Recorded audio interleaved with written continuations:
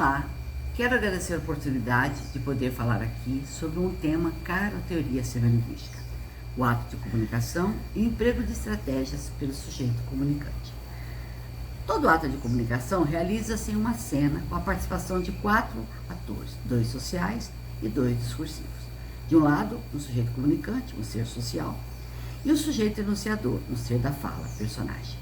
E de outro, um sujeito destinatário, um ser discursivo projetado pelo sujeito comunicante, e um ser interpretante, pessoa responsável pela interpretação.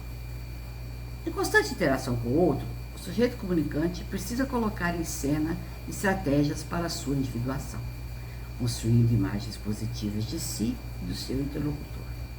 Uma primeira questão se lhe apresenta: como tornar posse da palavra, ocupar espaço, impor-se ao outro e ser ouvido? Tudo vai depender de sua legitimidade, razão pela qual vai se utilizar de estratégias de legitimação. Ao mesmo tempo, tem que provar que é digno de ser escutado, o que o faz recorrer à credibilidade.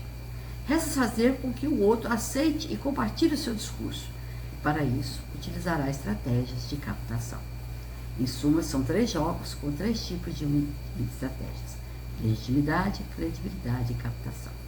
A primeira delas, a legitimidade, depende do contrato comunicativo vigente, pois institui a identidade social e discursiva do sujeito, ou seja, resulta da relação entre o sujeito e os dados do contrato social, sendo possível afirmar que identidade e contrato coincidem. Assim, o restaurante, por exemplo, na hora do pedido, cliente e garçom se reconhecem e aceitam mutuamente seus papéis, o que é válido também para qualquer interação: médico-paciente, professor-aluno, entrevistado-entrevistador, etc.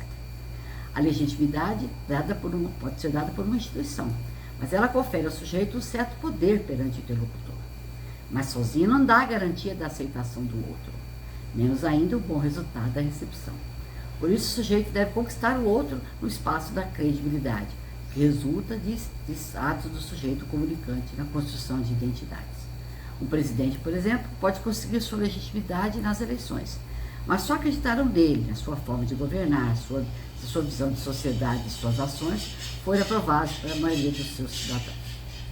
Em um sentido amplo, a credibilidade abrange 3 condições: a da sinceridade, se o sujeito, o que ele fala, corresponde ao que ele pensa; o do desempenho, se ele tem condições de aplicar o que anuncia; e da eficácia, se observarem efeitos positivos do que foi prometido.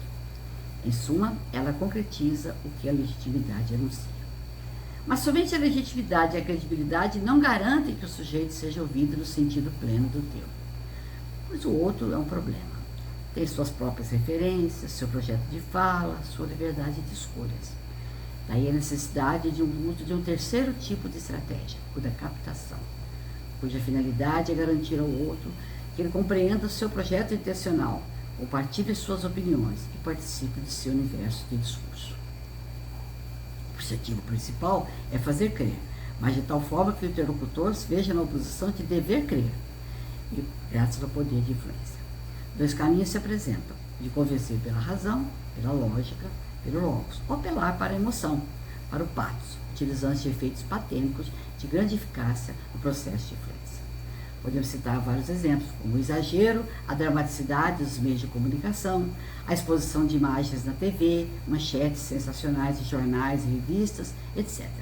Enfim, é importante reafirmar a importância do uso de todas essas estratégias em cada ato comunicativo. O sujeito comunicante deve estar atento a elas se quiser levar a bom termo seu projeto de comunicação. Muito obrigada.